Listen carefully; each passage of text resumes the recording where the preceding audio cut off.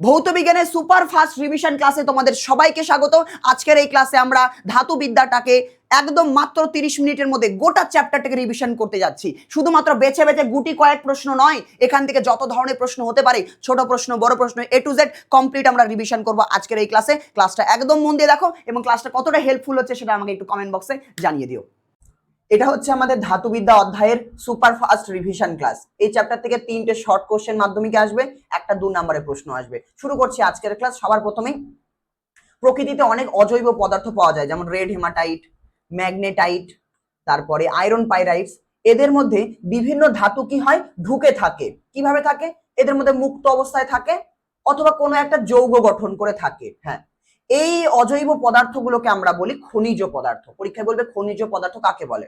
এদেরকে ভূপৃষ্ঠে পাওয়া যায় বা ভূগর্ভে পাওয়া যায়। আমরা বলবো ভূপৃষ্ঠে বা ভূগর্ভে প্রাপ্ত অজৈব পদার্থ সমূহ, যাদের মধ্যে ধাতুগুলো মুক্ত অবস্থায় থাকে বা বেশ কিছু যৌগ গঠন করে অন্যান্য অশুদ্ধিদের সাথে মিশ্রিত অবস্থায় থাকে, তাদেরকে আমরা বলি খনিজ পদার্থ। এদেরকে আমরা খনিজ পদার্থ বলছি। এই খনিজ পদার্থগুলোর মধ্যে ধাতু ঢুকে থাকে। যেমন রেড হেমাটাইট হচ্ছে লোহার খনিজ পদার্থ, এর সংকেত হচ্ছে Fe2O3। সংকেত দেখে বুঝতে পারছি এর মধ্যে লোহা ঢুকে আছে। একইভাবে ম্যাগনেটাইটের সংকেত হচ্ছে Fe3O4। এই সংকেত দেখেও বুঝতে পারছি এর মধ্যে লোহা ঢুকে আছে। এই যে জিনিসটাকে দেখতে পাচ্ছি এর সংকেত হচ্ছে Fe2। হ্যাঁ, আয়রন পাইরাইটস। ঠিক আছে, এবার এদের সবার মধ্যে লোহা আছে, তার মানে এরা লোহার খনিজ পদার্থ। কিন্তু এদের মধ্যে শুধুমাত্র রেড হেমাটাইট থেকে সহজে ধাতুটাকে বের করা যায়। ম্যাগনেটাইট থেকেও লোহাটাকে সহজে বের করা যায় সহজ সরল রাসায়নিক প্রক্রিয়ায়। কিন্তু আয়রন পাইরাইটস, এই যে খনিজ পদার্থ আছে, এর ভেতর থেকে লোহাটাকে সহজে বের করা যায় না। তখন বিজ্ঞানীরা নাম দিল, আচ্ছা, যেই খনিজ পদার্থ থেকে আমরা ধাতুকে সহজে বের করতে পারবো, আমাদের অল্প খরচ হবে এবং বেশি জটিল রাসায়নিক প্রক্রিয়া করতে হবে না, অল্প ছোট সহজ সরল রাসায়নিক বিক্রিয়ায় আমরা বের করতে পারবো ধাতুটাকে, তাদেরকে আমরা একটা নাম দিই। তাদেরকে নাম দেওয়া হলো আকরিক। এক্ষেত্রে আমরা রেড হেমাটাইটকে কি বলবো, যে এটা লোহার খনিজ পদার্থ, আবার এটা লোহার আকরিক। কেন? কারণ এই খনিজ পদার্থ থেকে লোহাকে সহজে বের করা যায়। ম্যাগনেটাইটকে আমরা লোহার খনিজ পদার্থ বলবো, হ্যাঁ, কারণ এর মধ্যে লোহা আছে। একে কি আমরা আকরিক বলতে পারি? একে আকরিক বলতে পারি, কারণ ম্যাগনেটাইট থেকে আমরা লোহাকে সহজে বের করতে পারি। আচ্ছা, আয়রন পাইরাইটস কি লোহার খনিজ পদার্থ, কিন্তু আকরিক নয়। কেন? কারণ আয়রন পাইরাইটস থেকে লোহাকে সহজে বের করা যায় না। তো সংজ্ঞা দুটো এখান থেকে একটু পড়ে নাও, কাদেরকে কাদেরকে খনিজ বলি, কাদেরকে আকরিক বলি। ভিডিও পজ করে একবার মুখস্থ করে নাও। একটা জিনিস বলি, আকরিকের সংজ্ঞা আমি কি বললাম, যে সকল খনিজ পদার্থ থেকে আমরা ধাতুটাকে সহজে বের করতে পারি। এবার পরীক্ষায় সহজে লিখলে হবে না, একটু ভালো করে লিখতে হবে। বলতে হবে সহজ উপায়ে, সুলভে মানে অল্প খরচে, তুমি অল্প খরচেও বলতে পারো, এবং তুলনামূলকভাবে কম জটিল রাসায়নিক প্রক্রিয়ায় ধাতুটাকে নিষ্কাশন করা হয়, উচ্চ গুণমান সম্পন্ন ধাতুকে নিষ্কাশন করা হয়।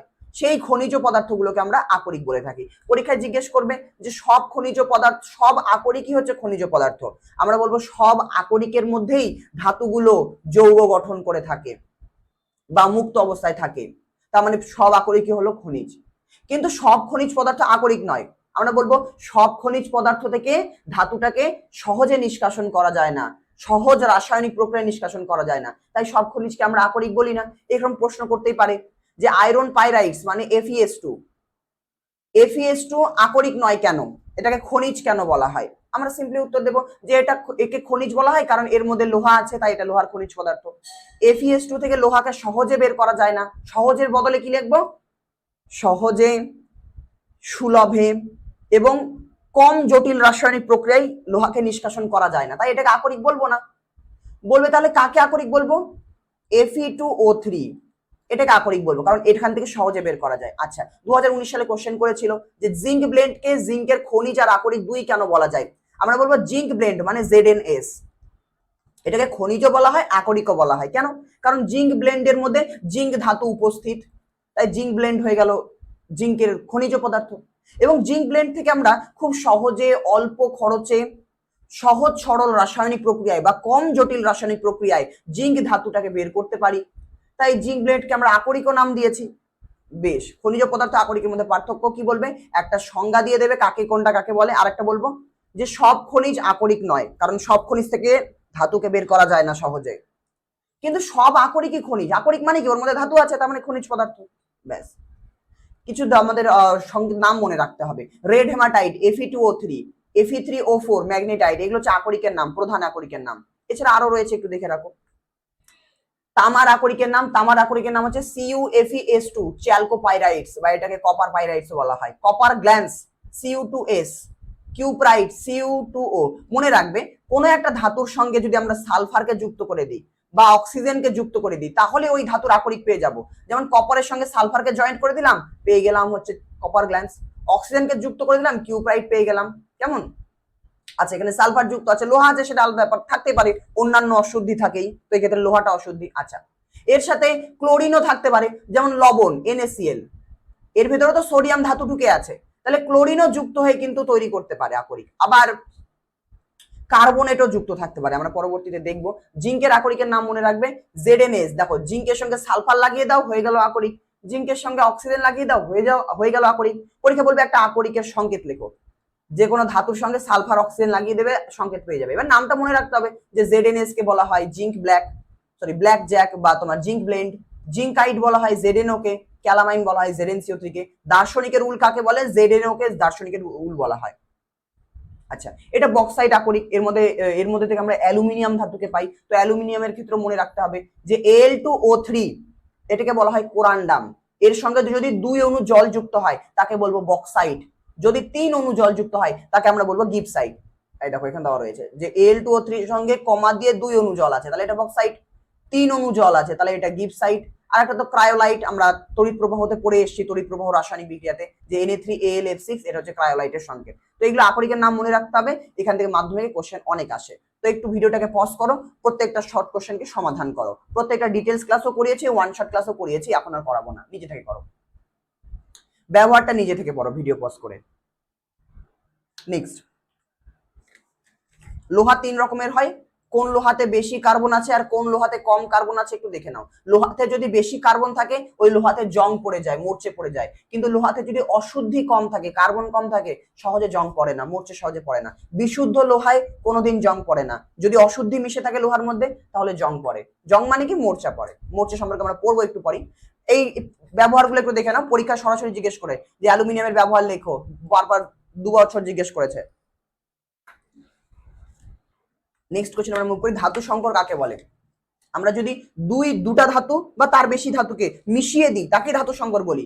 আমরা বলবো 2 বা ততোধিক ধাতু পরস্পর একত্রে মিশে যে সমসত্ব বা অসমসত্ব কঠিন মিশ্রণ তৈরি করে এবং একটা ধাতুর মতো আচরণ করে, তাকে আমরা ধাতু সংকর বলি। এবার ধাতু সংকরে কি করা হয়? আলাদা আলাদা ধাতুকে মিশিয়ে দেওয়া হয়। যেমন ব্রোঞ্জের মধ্যে তামাকে মেশানো হয় আর টিনকে মেশানো হয়, তাহলে তামা আর টিন মিশিয়ে দিলে আমি ব্রোঞ্জ পেয়ে যাব। কেমন? আচ্ছা, এবার কোন একটা ধাতু সংকরের মধ্যে যদি পারদ মিশে থাকে, তাকে আমরা বলি পারদ সংকর বা অ্যামালগাম। আচ্ছা, ধাতু সংকর কেন ব্যবহার করা হয়, কি সুবিধা আছে? দুটা সুবিধা পড়ে নেবে, যে ধাতু সংকরের কাঠিন্য বেশি হয়, জলবায়ুর হাত থেকে রক্ষা পায়, এগুলো একটু দেখে নেবে দুটো। নেক্সট, অ্যামালগাম বা পারদ সংকর কাকে বলে? কোন একটা ধাতু সংকরের একটা উপাদান যদি পারদ হয়, তাকেই আমরা ধাতু সংকর বলি। উদাহরণ, জিঙ্কের সঙ্গে পারদকে মিশিয়ে দিলাম, একটা পারদ সংকর পেয়ে গেলাম। এরকম পারদ সংকরের কতগুলো উদাহরণ আছে। আয়নাতে ব্যবহার করা হয়, টিনের সঙ্গে পারদকে মিশিয়ে দেওয়া হয়। আচ্ছা, বেশ কিছু ধাতু সংকরের নাম আমাদের জানতে হবে, কিছু শর্টকাট টেকনিক আছে, নামগুলো জানতে হবে। তামার, পিতল, কাঁসা, ব্রোঞ্জ। পিতলের মধ্যে কে কে আছে সেগুলো জানতে হবে, কার মধ্যে কে কে আছে, আর তাদের ব্যবহারগুলো তোমরা নিজে থেকে পড়বে। আমি শর্টকাট টেকনিকটা একটু মনে করিয়ে দিই। পিতল মানে পিতাজি, এখানে আছে টেকনিকটা দেখো, পিতাজি। পি থেকে পিতল, তা থেকে তামা, জি থেকে জিঙ্ক। কাঁতাটি মানে কাঁসার মধ্যে তামা আর টিন আছে। বোতামটি মানে ব্রোঞ্জের মধ্যে তামা আর টিন আছে। মনে রাখতে হবে কাঁসা আর ব্রোঞ্জ দুইজনের মধ্যেই তামা আর টিন আছে। পার্থক্য কোথায়?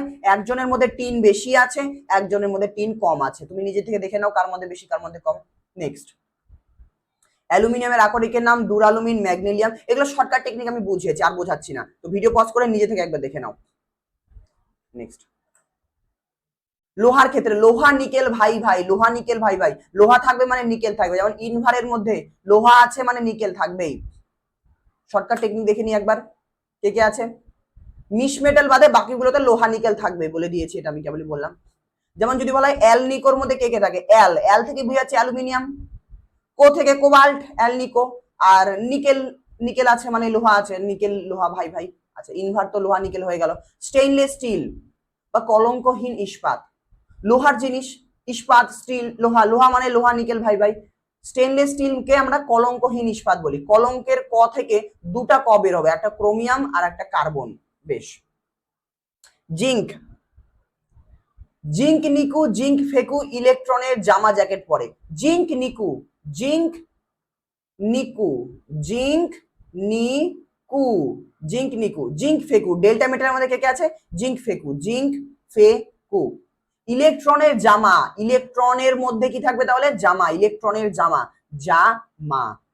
জ্যাকেট, জ্যাকেট বন্দুক, বন্দুক মানে গান, গান মেটাল, জ্যাকেটে রাখবো তো জ্যাকেট, জ্যাকেট, জ্যাকেট, বোঝা গেল। বেশ, এই মধ্যে শর্টকাট টেকনিক গুলোতে দেখে নাও একবার।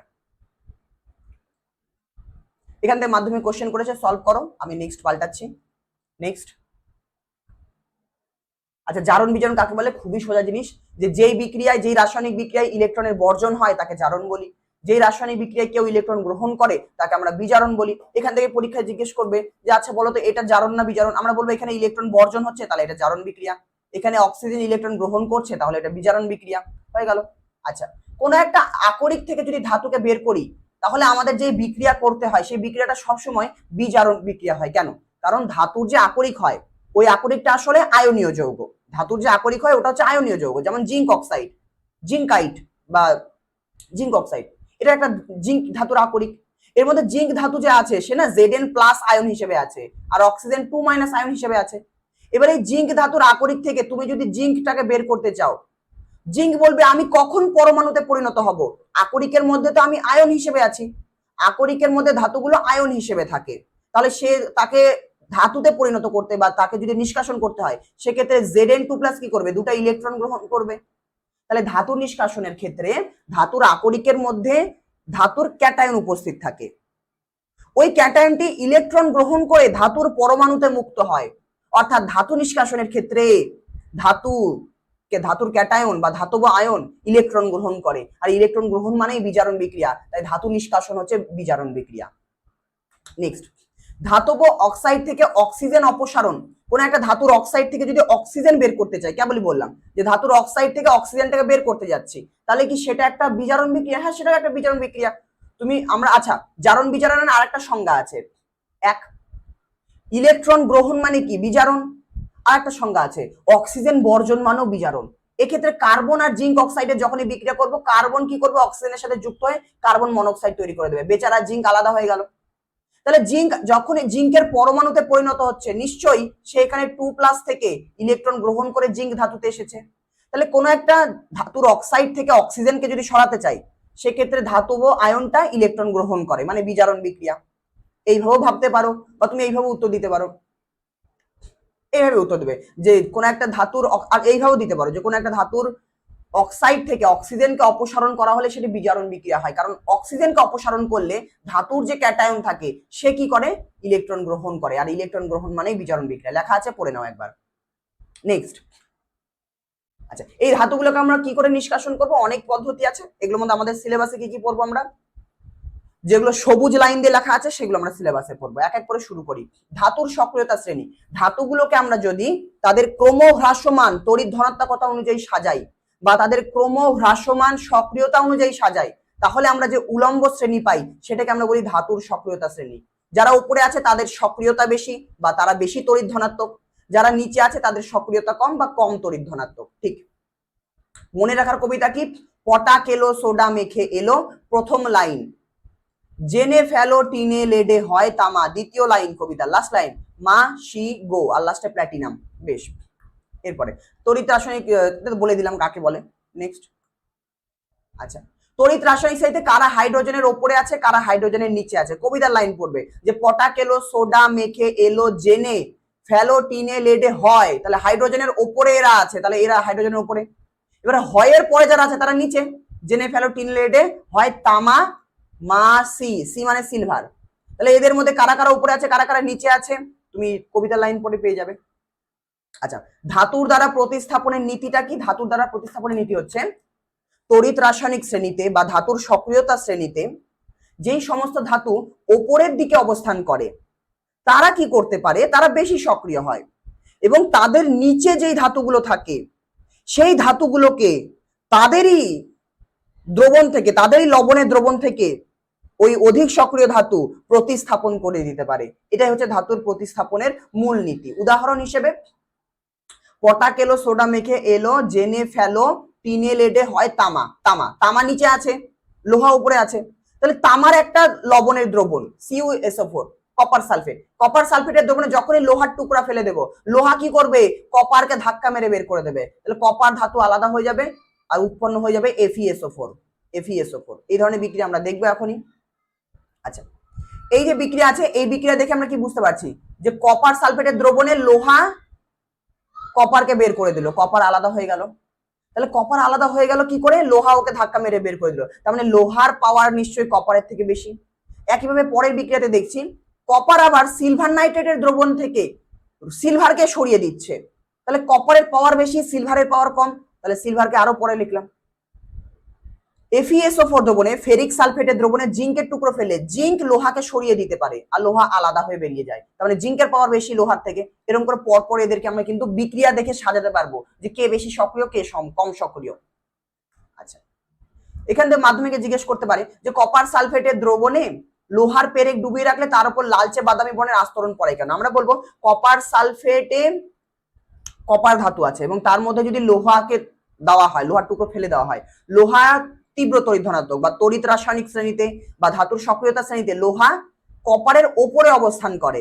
এর ফলে কপার সালফেটের দ্রবণে যখনই আমরা লোহার পেরেক ফেলে দেব, লোহার পরমাণুগুলো দ্রবণ থেকে কপার পরমাণুকে প্রতিস্থাপিত করে দেবে এবং ওই কপার পরমাণুগুলো পেরেকের গায়ে আটকে যাবে, যার ফলে পেরেকটাকে লাল কালার দেখতে লাগবে। ব্যাস এইভাবে বলে দেবো। পরের প্রশ্ন, এখান থেকে মাধ্যমিক কোশ্চেন করছে, একটু দেখে নাও ভিডিওটাকে পজ করে। চলো নেক্সট। এই আমাকে একটু বলবে যে স্পিড হচ্ছে নাকি, হোয়াটসঅ্যাপে জানাবে খুব স্পিডে হলে।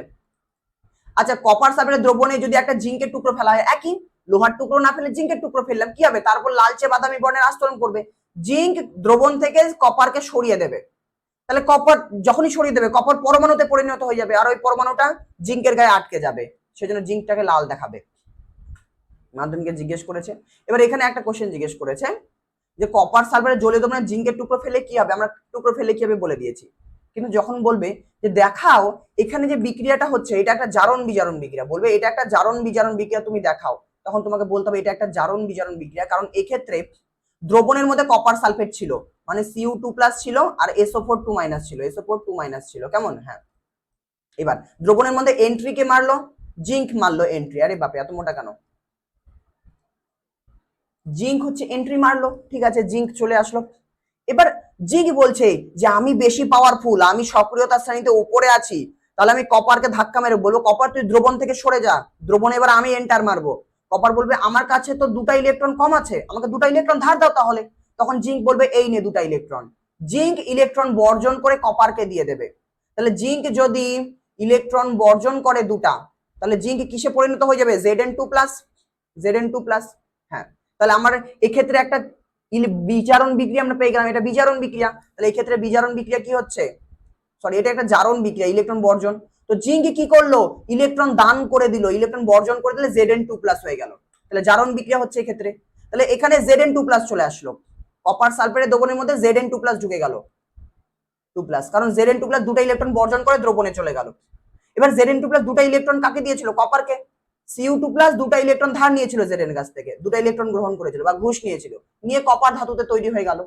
তাহলে এখানে ইলেকট্রনের গ্রহণ হচ্ছে, এটা কি, এটা একটা বিজারণ বিক্রিয়া, এটা একটা বিজারণ বিক্রিয়া। হ্যাঁ, তাহলে জিঙ্ক যেই দুটা ইলেকট্রন বর্জন করলো দ্রবণের মধ্যে, সেই ইলেকট্রনটাই কপারের আয়ন গ্রহণ করে কপার পরমাণুতে পরিণত হয়ে গেল। তার মানে এক্ষেত্রে জারণ বিজারণ বিক্রিয়া দুটাই ঘটছে। একসাথে দেখিয়ে দিতে পারো যে দ্রবণের মধ্যে Cu2+ ছিল, জিঙ্ক এন্ট্রি মারলো, জিঙ্ক কি করলো, দুটা ইলেকট্রন একে দিয়ে দিল, মনে মনে ভাবো, যখনই কপারকে ইলেকট্রন দিয়ে দিল কপার পরমাণু, আর জিঙ্ক দুটো ইলেকট্রন বর্জন করেছে, মানে কি Zn2+ হয়ে গেল। Cu2+ এর জায়গাটা কে নিয়ে নিল, Zn2+ নিয়ে নিল, আর জিঙ্ক পরমাণু হয়েছিল ওর জায়গাটা কপার নিয়ে নিল, প্রতিস্থাপন হয়ে গেল। বেশ। ধাতুর সক্রিয়তা শ্রেণীতে আমাদের কবিতার প্রথম লাইনে যারা রয়েছে তাদেরকে আমরা তড়িৎ বিজারণ পদ্ধতিতে নিষ্কাশন করি। পটাক এলো, সোডা মেখে এলো। আচ্ছা, দ্বিতীয় লাইনে যারা আছে সবুজ কালিতে, জেনে, ফেলো, টিনে, লেডে, হয়, তামা, হাইড্রোজেন বাদে, হাইড্রোজেন তো অধাতু, হাইড্রোজেন বাদে বাকিদেরকে আমরা কার্বন বিজারণ পদ্ধতিতে নিষ্কাশন করি। এছাড়া লোহাকে থার্মিট পদ্ধতিতেও নিষ্কাশন করা যায়, দুটোর পদ্ধতিতে করা যায়, তাপীয় বিজারণ বা থার্মিট বিজারণ পদ্ধতি অথবা কার্বন বিজারণ পদ্ধতি, দুটো সাহায্যে লোহাকে নিষ্কাশন করা যায়। আমাদের কবিতার তৃতীয় লাইনে যারা আছে মাসি গো, এদেরকে প্রকৃতিতে মুক্ত অবস্থায় পাওয়া যায়, বা কোনো কোনো ক্ষেত্রে তোমার হচ্ছে কাউকে যেমন রূপকে কোনো ক্ষেত্রে যৌগ রূপে পাওয়া যেতে পারে, পারদকে পাওয়া যেতে পারে, তো তাদেরকে গরম করলেই তারা ধাতুতে পরিণত হয়ে যায়। হ্যাঁ, আচ্ছা, জিঙ্ক অক্সাইড থেকে জিঙ্ক ধাতুকে আমরা কি করে নিষ্কাশন করি? আমরা জিঙ্ক অক্সাইডের সঙ্গে কার্বন চূর্ণকে মিশিয়ে দিই, তারপর সেটাকে একটা চুল্লিতে তীব্রভাবে উত্তপ্ত করি। উত্তপ্ত করলে কি হয়ে যায়? কার্বন অক্সিজেনের সঙ্গে যুক্ত হয়ে কার্বন মনোক্সাইড তৈরি হয়ে যায়, আর জিঙ্ক ধাতুটা কি হয়ে যায়? বিজারিত হয়ে যায়। জিঙ্ক হয়েছে বিজারিত হয়ে যাচ্ছে জিঙ্ক ধাতুতে, তো ওটাই উত্তপ্ত করলে কার্বনের সাহায্যে ধাতব জিঙ্কে বিজারিত হয়, কার্বন মনোক্সাইড তৈরি হয়। এক্ষেত্রে যে কার্বন মনোক্সাইড তৈরি হয়, সেই কার্বন মনোক্সাইডটাও জিঙ্ক অক্সাইড থেকে আবার অক্সিজেন কেড়ে নেয়, তৈরি হয়ে যায় কার্বন ডাই অক্সাইড, জিঙ্ক ধাতু আলাদা হয়ে যায়। তাহলে জিঙ্কের অক্সাইড থেকে বা যে কোনো ধাতুর অক্সাইড থেকে ওই ধাতুটাকে যদি আমি বের করতে চাই, আমি কি করব? তার সঙ্গে কার্বনকে মিশিয়ে দেব আর গরম করব। কার্বন কি করবে? বিজারিত করে দেবে, কার্বন বিজারক পদার্থ, সে কি করবে? অক্সিজেন কেড়ে নেবে, অক্সিজেন বর্জন হয়ে যাবে জিঙ্কের কাছ থেকে। অক্সিজেন বর্জন মানে বিজারণ, বা অক্সিজেন বর্জন করছে মানে কি? Zn2+ ইলেকট্রন গ্রহণ করে Zn পরমাণুতে হয়ে যাচ্ছে, তাই না? হ্যাঁ, তাহলে এটা একটা বিজারণ বিক্রিয়া, এখানে বিজারক রূপে কার্বন কাজ করছে। তাহলে প্রথম ধাপে কি হচ্ছে? কার্বন মনোক্সাইড তৈরি হলো। এই কার্বন মনোক্সাইডটাও বিজারক রূপে কাজ করছে, সেও কি করছে? ZnO থেকে অক্সিজেনটাকে কেড়ে নিচ্ছে, নিয়ে কার্বন ডাই অক্সাইড তৈরি হলো। তাহলে আমার কাছে যদি কোনো একটা ধাতুর অক্সাইড থাকে, আমি তাকে কি করে নিষ্কাশন করব? কার্বন বিজারণ পদ্ধতিতে। পদ্ধতিটা কি বলে? কার্বন বিজারণ পদ্ধতি আমাদেরকে বলে যে আমাদের কিচ্ছু করতে হবে না, শুধুমাত্র কার্বন চূর্ণের সাথে মেশাতে হবে। যে কোনো একটা ধাতব অক্সাইডকে উচ্চ উষ্ণতায় কার্বন দ্বারা যদি বিজারিত করি, তাহলে সেই ধাতুর অক্সাইডটা ধাতুতে পরিণত হয়ে যায়। এই পদ্ধতিটাকে কার্বন বিজারণ বলে।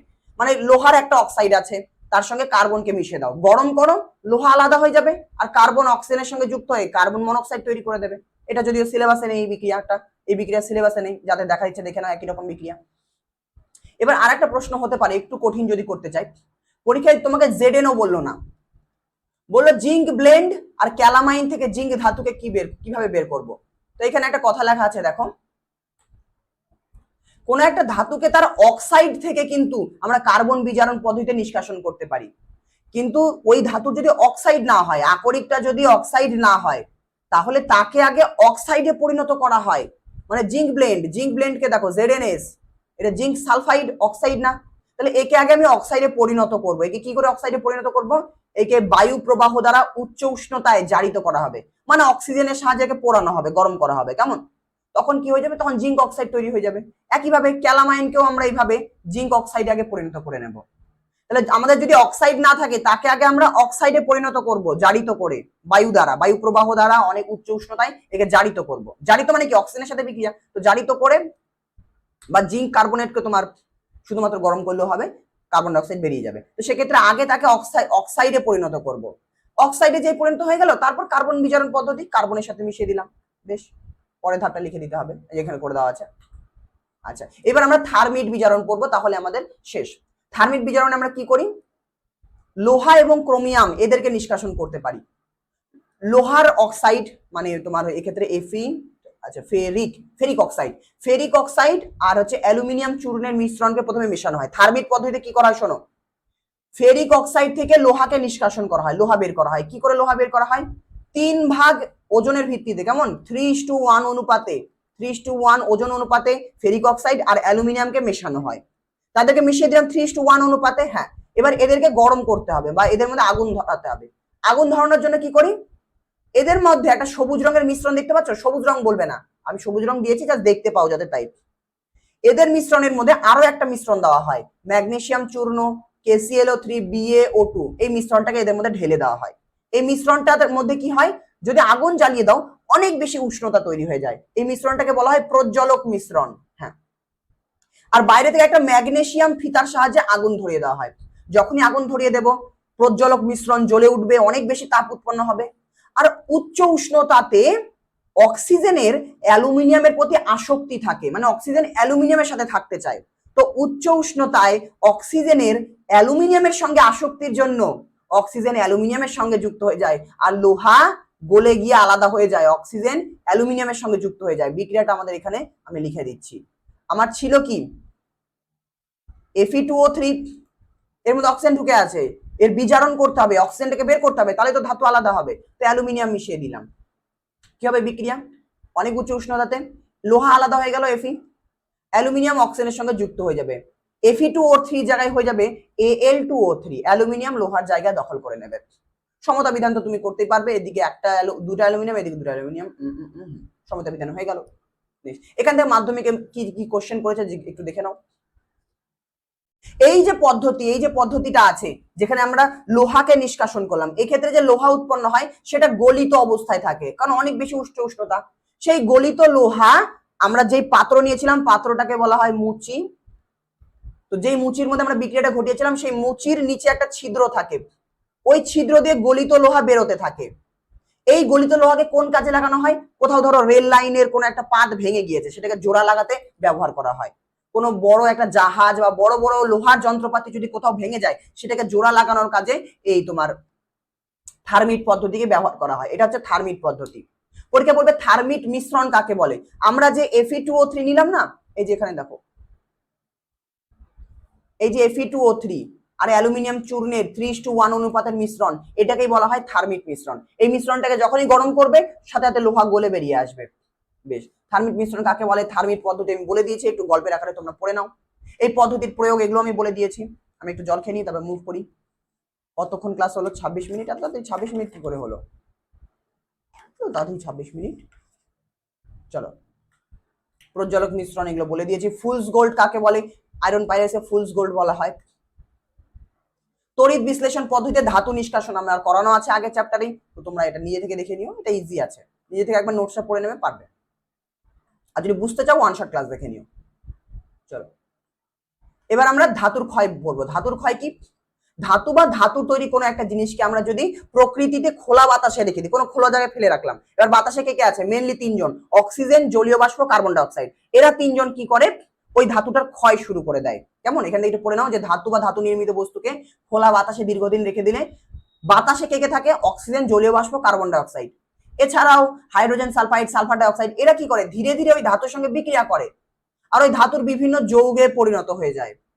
এর ফলে ধাতুটা ধীরে ধীরে ক্ষয়প্রাপ্ত হয়। যেমন লোহার উপর মরচে পড়ে যায়, লোহার উপর মরচে পড়ে যায়, তো বলবে মরচে কি? আমরা বলবো অবিশুদ্ধ লোহাকে, বিশুদ্ধ লোহা নয়, অবিশুদ্ধ লোহাকে আর্দ্র বায়ুতে, যেখানে জল আছে, জলীয় বাষ্প আছে, আর্দ্র বায়ুতে খোলা অবস্থায় রেখে দিলে লোহার উপর লালচে বাদামি বর্ণের একটা আস্তরণ পড়ে যায়। এই আস্তরণটাকে মরচে বলা হয়। এই মরচেটা আসলে কি? এটা হচ্ছে শোধক ফেরিক অক্সাইড। এর সঙ্গে শোধক মানে কি? জল আছে, ফেরিক অক্সাইড মানে Fe2O3।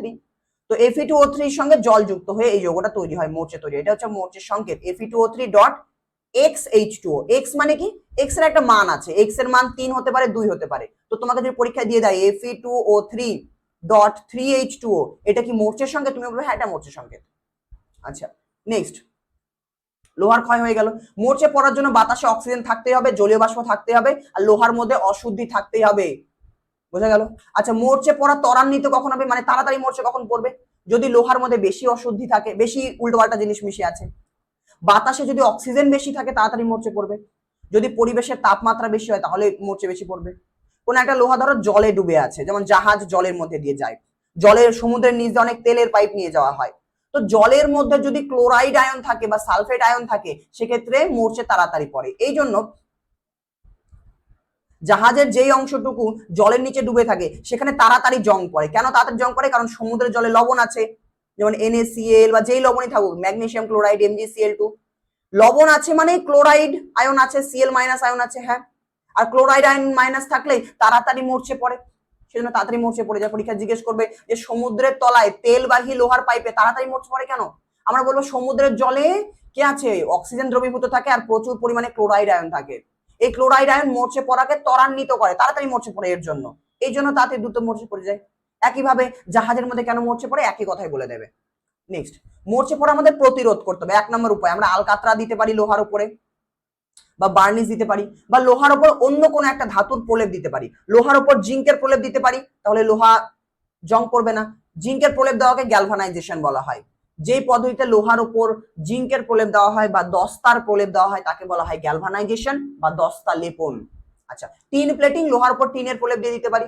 এছাড়া ইলেকট্রোপ্লেটিং এর সাহায্যে কপার, নিকেল, ক্রোমিয়াম যেটা ইচ্ছা আমরা প্লেটিং দিতে পারি। ক্যাথোডীয় সংরক্ষণ ব্যাপারটা কিরকম? জাহাজে যে অংশটুকু জলের মধ্যে ডুবে থাকে,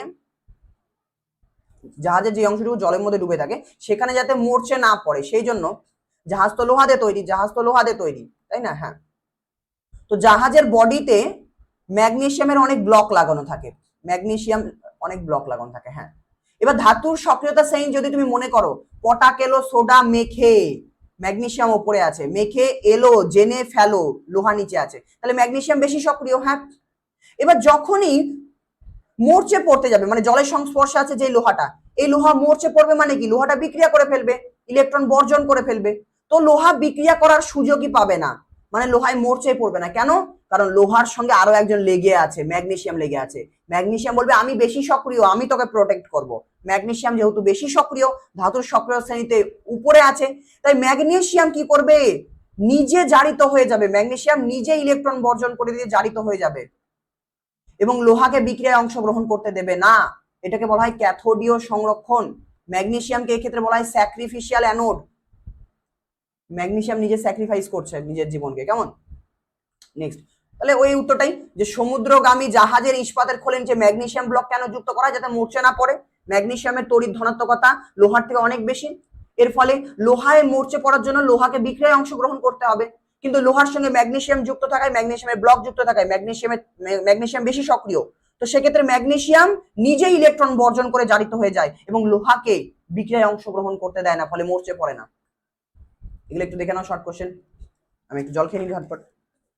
নেক্সট, গ্যালভানাইজেশন বলে দিয়েছি, এগুলো অ্যালুমিনিয়ামকে আত্মরক্ষায় সক্ষম ধাতু কেন বলা হয়?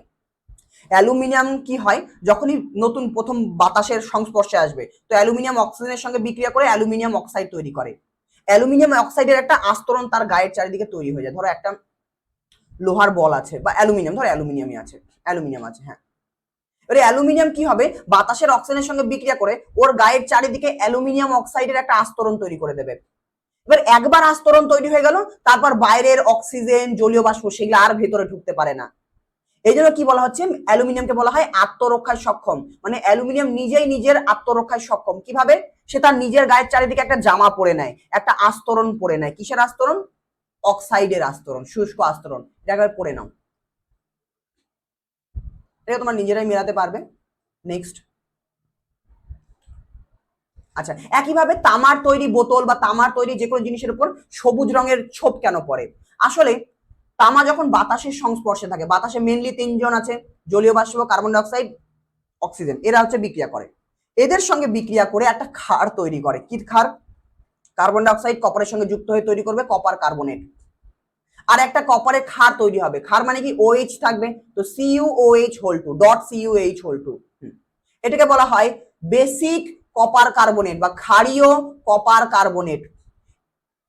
কপার তৈরি জিনিস বা তামার তৈরি জিনিসপত্র খোলা বাতাসে রেখে দিলে বাতাসের অক্সিজেন, কার্বন ডাইঅক্সাইড এবং জলীয় বাষ্পের সঙ্গে তামা বিক্রিয়া করে বেসিক কপার কার্বনেট নামক একটা যৌগ তৈরি করে, যার বর্ণ সবুজ হয়। এই জন্য তামার গায়ে সবুজ রঙের ছোপ ছোপ দেখা যায়। এছাড়া সালফার ডাই অক্সাইড যদি থাকে বাতাসে, সেক্ষেত্রে তার সঙ্গে বিক্রিয়া করে বেসিক কপার সালফেট তৈরি করে, সেটার বর্ণ সবুজ হয়। তো দুটার মধ্যে যে কোনো একটা লিখবে, উপরেরটা লিখলে হবে। নেক্সট, এবার তামার তৈরি বাসনপত্রের গায়ে যদি সবুজ সবুজ ছোপ লেগে যায়, সেটাকে পরিষ্কার কি দিয়ে করবো? সবুজ ছোপটা যেটা আছে সেটা তো একটা ক্ষার, তাই না? তো ক্ষারকে কি করে প্রশমিত করবো? অ্যাসিড লাগবে, অ্যাসিড ক্ষার মিলে লবণ জল তৈরি করে দেবে। লবণ জল তো সহজে ধুয়ে চলে যাবে। তো আমরা ওই সবুজ ছোপটাকে সরানোর জন্য আমরা কি করবো? অ্যাসিড দিয়ে ওই তামার বাসনটাকে মাজবো। অ্যাসিড কোথায় পাবো? তেঁতুল, তারপরে কি বলবো, লেবু, এগুলোর মধ্যে অ্যাসিড থাকে। তো লেবু, তেঁতুল দিয়ে যদি ওই সবুজ দাগটাকে ঘষি, অ্যাসিড ওই সবুজ রঙের ক্ষারের সঙ্গে বিক্রিয়া করে লবণ জল তৈরি করে দেবে, যার ফলে সেটা সহজে দাগ মুক্ত হয়ে যাবে বাসন। আচ্ছা, প্রকৃতিতে জিঙ্কের কিভাবে ক্ষয় হয়? একই অক্সিজেন, কার্বন ডাইঅক্সাইড, জলীয় বাষ্পের সাহায্যে জিঙ্ক বিক্রিয়া করে একই রকম। যেমন কপার কার্বনেট তৈরি করছিল, বেসিক কপার কার্বনেট CuOH2, বিক্রিয়া করে। একই রকম জিঙ্কেরও ক্ষয় ওই রকমই হয়, যে জিঙ্কের গায়েও একটা জিঙ্ক কার্বনেটের আস্তরণ পড়ে যায়, জিঙ্ক কার্বনেটের একটা আস্তরণ পড়ে যায়। সিইউ আস্তরণটার নাম কি? ওই কপারের জায়গায় জেডেন লিখে দাও, কেমন? বেসিক বা ক্ষারীয় জিঙ্ক কার্বনেট, এটার নাম হয়ে যাবে। হ্যাঁ, চলো নেক্সট। লোহায়, আচ্ছা এগুলো অত ইম্পর্টেন্ট নয়, ছাড়ো এগুলো আমি স্কিপ করছি, এগুলো অত ইম্পর্টেন্ট নয়, ওয়ান শটে বোঝানো আছে, তোমরা নোটস থেকে একবার পড়ে নিও। চলো, এগুলো বোঝানো আছে, মেনলি এটা ইম্পর্টেন্ট, লাস্ট এটা করিয়ে দিয়ে ক্লাসটা সমাপ্ত করি। এটা ইম্পর্টেন্ট যে অ্যালুমিনিয়ামের পাত্রে বা পিতলের পাত্রে মোড়া চাটনি কেন খাওয়া উচিত নয়। আসলে চাটনি বা আচারের মধ্যে অ্যাসিড থাকে, মূলত ভিনিগার থাকে। ভিনিগার মানে অ্যাসিডিক অ্যাসিড, CH3COOH। এই অ্যাসিডগুলো কি করে, তুমি যদি অ্যালুমিনিয়ামের পাত্র ব্যবহার করো, অ্যালুমিনিয়ামের সঙ্গে বিক্রিয়া করে একটা যৌগ তৈরি করে যেটা খুব বিষাক্ত, যার জন্য আমাদের শরীরের পক্ষে ক্ষতিকর, যেটা সেজন্য সেটা খাওয়া উচিত নয়। আমরা যদি পিতলের পাত্র ব্যবহার করি, পিতল মানে কি, পিতাজি তামা জিঙ্ক, তার মানে পিতলের মধ্যে জিঙ্ক আছে, তো জিঙ্কের সঙ্গেও কিন্তু এই অ্যাসিডিক অ্যাসিড বিক্রিয়া করে একটা বিষাক্ত যৌগ, একটা বিষাক্ত পদার্থ তৈরি করে দেয়। এই বিষাক্ত পদার্থ আমাদের শরীরের পক্ষে ক্ষতিকর, পেটের মধ্যে বিষক্রিয়া তৈরি করে দিতে পারে, ফুড পয়জনিং হয়ে যেতে পারে, তো সেই জন্য খাওয়া উচিত নয়। অ্যালুমিনিয়ামের পাত্রে এগুলো আচার ভাজার খাওয়া উচিত নয়। বিক্রিয়া খুবই সোজা, জিঙ্কের যোজ্যতা 2 আর এখানে CH3COO এর যোজ্যতা 1, তাহলে যোজ্যতা গুলো কোনাকুনি চলে গেলে এর গোড়াতে 2 আসবে, এর গোড়ায় 1 আসবে, হয়ে গেল বিক্রিয়া। হাইড্রোজেন আলাদা পড়ে আছে, তাই হাইড্রোজেন গ্যাস। পরের বিক্রিয়াটাও সোজা, অ্যালুমিনিয়ামের যোজ্যতা 3, এর যোজ্যতা 1, CH3COO, তাহলে যোজ্যতা কোনাকুনি চলে যাবে, CH3COO হোল 3 আর অ্যালুমিনিয়াম, CH3COO এর সঙ্গে অ্যালুমিনিয়াম যুক্ত হয়ে যাচ্ছে আর হাইড্রোজেন আলাদা পড়ে থাকছে, তাই হাইড্রোজেন গ্যাস। বিক্রিয়াটা সোজা আছে, প্র্যাকটিস করে নিও। চলো, চ্যাপ্টার আমাদের সমাপ্ত, পুরোটা পড়িয়ে দিলাম, এবার তুমি নিজে থেকে একবার বইটা পড়ে নাও, হয়ে যাবে। আর যারা আমার ক্লাস শুনে মনে মনে হয়ে গেছে, আগে থেকে বোঝাই ছিল, একবার ক্লাস দেখে নিলে আরেকবার রিভিশন হয়ে গেল, ভেরি গুড। লিখে প্র্যাকটিস করতে পারো বিক্রিয়াগুলো। দেখা হচ্ছে অন্য ক্লাসে, টাটা।